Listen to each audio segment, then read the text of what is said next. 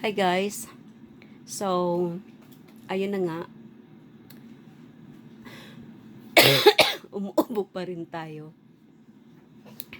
Hindi pa rin tayo gumaling sa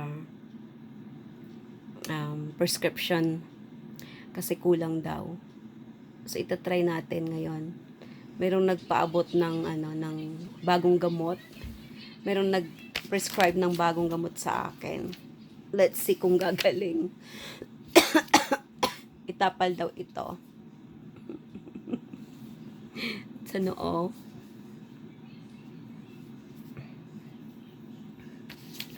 Tapos sa leeg. Tapos sa dibdib.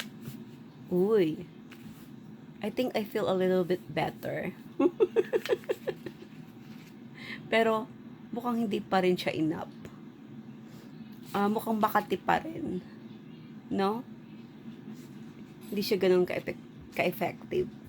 I think I need more. Guys, guess what Diba? I'm gonna do to my dad?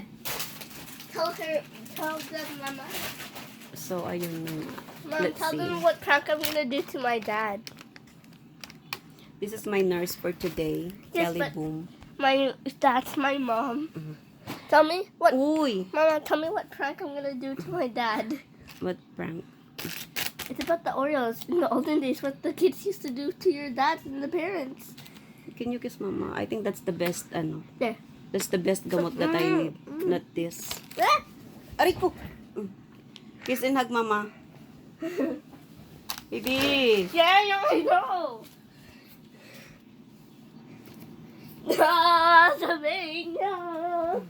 Na. This is my best medicine ever. Walang makakatalo. Ayan. I feel better now, baby. I think I can go to work na tomorrow. And I do. Kalikot.